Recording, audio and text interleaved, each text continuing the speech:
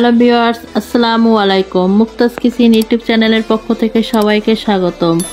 আজ আমি বানিয়ে দেখাবো দুর্দান্ত স্বাদের লাউ পাতা ইলিশ পাতুরির রেসিপি। ইলিশ মাছটা এমনই একটা মাছ, এই মাছটা আপনি যেভাবেই রান্না করবেন না কেন খেতে অসম্ভব ভালো লাগবে।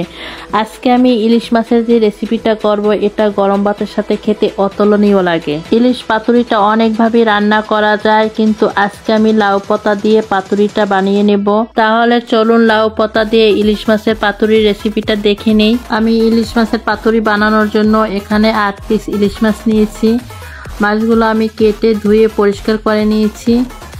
ইলিশ মাছের পাতুরি বানানোর জন্য এখন আমি একটা মশলার পেস্ট তৈরি করে নিব। মশলার পেস্টটা আমি মিক্সিতে মিক্স করে নিব। আপনারা চাইলে শিলপাটা এটা বেটে নিতে পারেন। প্রথমে আমি দিয়ে দিচ্ছি 2 চামচ কালো আর হলুদ সরিষা একসঙ্গে মিলিয়ে।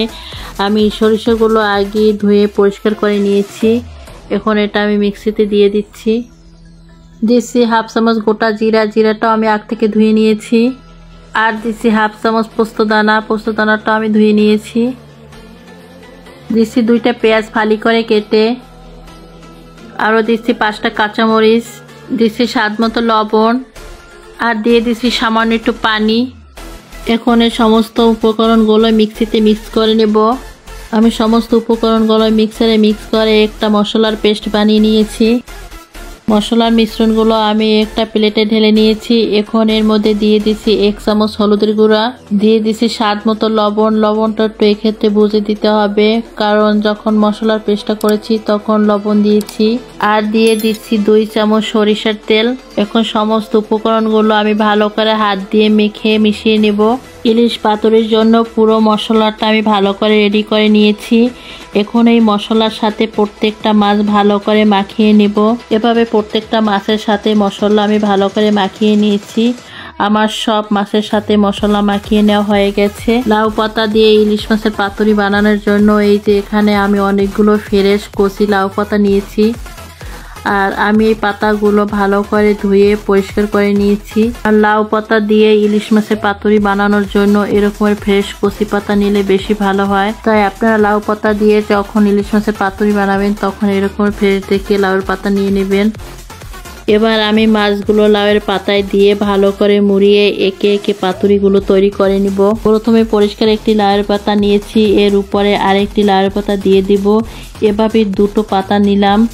কিভাবে একটা পাতার উপরে আর একটা পাতা দিলাম সেটা আপনারা ভিডিওটি দেখে বুঝতে পারছেন, এটা বুঝিয়ে বলার কিছুই নেই। এবার মশলা মাখানো একটি ইলিশ মাছ এর উপর এভাবে দিয়ে দিব।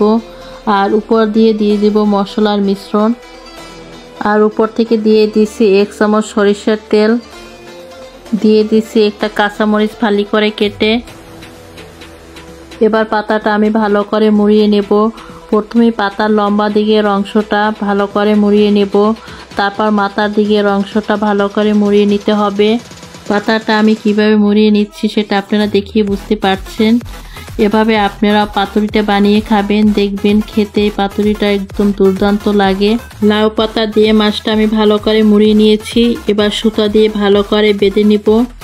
প্রথমে এ পাশটা এমন করে বেঁধে নিতে হবে, তারপর সুতা দিয়ে ভালো করে এভাবে বেঁধে নিতে হবে 2 পাশটাই। আমি সুতা দিয়ে ভালো করে পাতাটা বেঁধে নিয়েছি। লাউ পাতা দিয়ে ইলিশ মাছের পাতুরির জন্য একটা রেডি হয়ে গেছে। আমি সব মাছের পাতুরিগুলো একইভাবে তৈরি করে নিব। আমি আরেকটি পাতুরি একইভাবে তৈরি করে দেখাচ্ছি।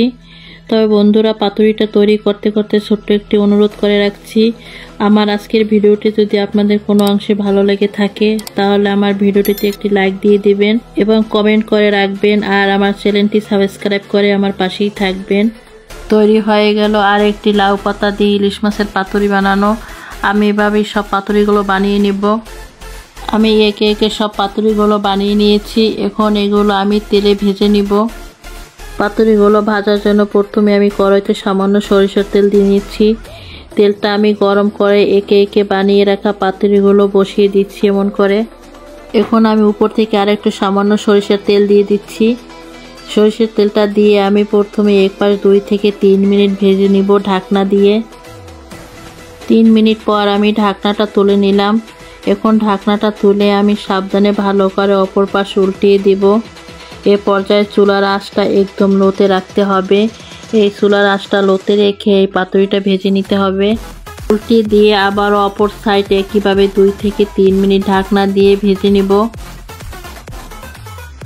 2 থেকে 3 মিনিট পর আবার ফিরে আসলাম। এবার আবার পাতুরিটা উল্টিয়ে দিব অপর সাইড।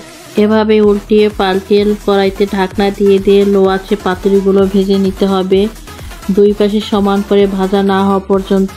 লাউ পাতা কালারটা চেঞ্জ হয়ে কালো হয়ে গেছে আর ইলিশ মাছ, সরিষা, পোস্ত, লাউ পাতা সব মিলে সুন্দর একটা ঘ্রাণ বের হয়ে আসছে। আমার পাতুরিগুলো ভাজতে 10 থেকে 15 মিনিট লেগেছে। এখন আমি পাতুরিগুলো একটা একটা করে তুলে নিব। আমি একইভাবে বাকি পাতুরিগুলো এভাবে ভেজে নিব।